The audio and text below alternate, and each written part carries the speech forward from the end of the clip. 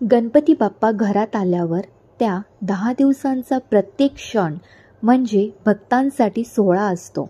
आपण बाप्पाला जितकं प्रेम, श्रद्धा आणि सेवा करतो तितकं आपलं आयुष्य सुख समृद्धीनं भरून जातं. खरं तर हा काळ फक्त पूजा पाठ करण्याचा नसतो, तर मनापासून देवाला आपलं मानण्याचं आणि त्यांची लाडानं सेवा करण्याचा असतो. गणपती बाप्पा हे विघ्नहर्ता आहेत, त्यामुळे रोज त्यांना केलेली सेवा म्हणजे आपलं जीवन निर्विघ्न करण्याचा मार्ग. पण या सेवेत मुख्य आहे सातत्य, प्रेम आणि भक्ती. मंडळी, रोजची सेवा कशी असावी?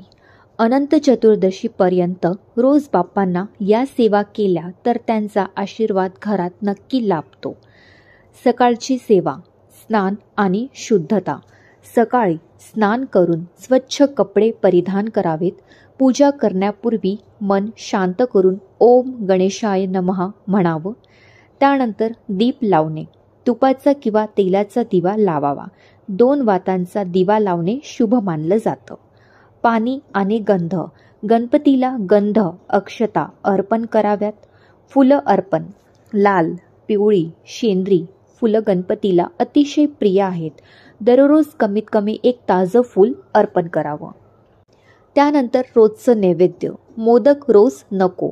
बऱ्याच जणांना वाटतं की रोज मोदक दाखवलेच पाहिजे, पण तसं नाही. गणपती बाप्पांना सर्वच प्रकारचे नैवेद्य प्रिय आहेत. महत्त्वाचं म्हणजे ते मनापासून केलेलं असावं. रोज वेगवेगळ्या पदार्थाचा नैवेद्य दाखवला तर बाप्पाही खुश होतात आणि घरात वैविध्य येतं. पहिला दिवस, आगमनानंतरचा दिवस. साखर किंवा खडी साखर, दूध, तूप. दुसरा दिवस, उकडीचे मोदक. तिसरा दिवस, दुधात केलेली खीर. चौथा दिवस, गुळ पोळ्या. 5वा दिवस, लाडू, बेसन किंवा रव्याचे. 6वा दिवस, पिठलं भाकरी किंवा साधा गरम भात, तूप गूळ. 7वा दिवस, फळं, सफरचंद, केळी किंवा द्राक्ष. 8वा दिवस, गोड शिरा. 9वा दिवस, श्रीखंड पुरी. 10वा दिवस, अनंत चतुर्दशी. मोदक, लाडू, फळं, बाप्पाला आवडतं तसं साधं थाट. या पद्धतीने रोज बाप्पाला नैवेद्य दाखवला की तो केवळ खाऊ न राहता भक्तिभाव ठरतो. रोजचं पठण आणि स्तोत्र.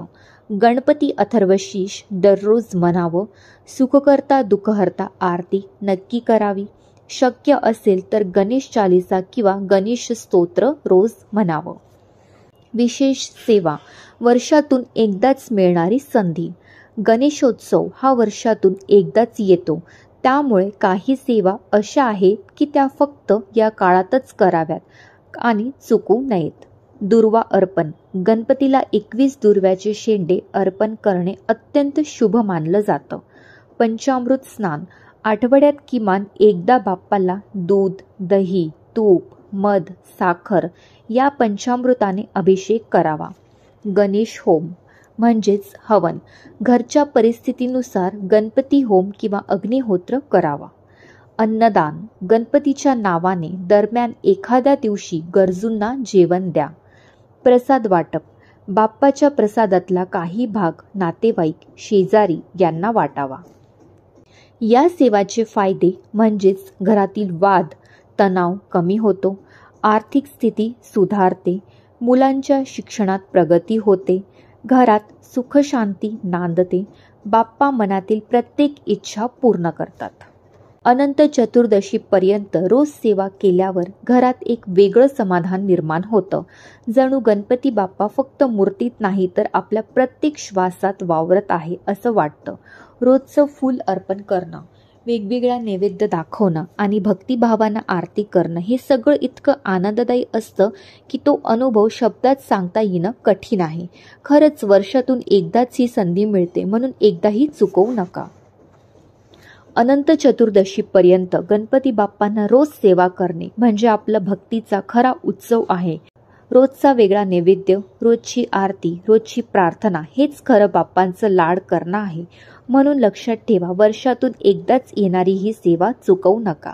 गणपती बाप्पा मोरया, मंगलमूर्ती मोरया.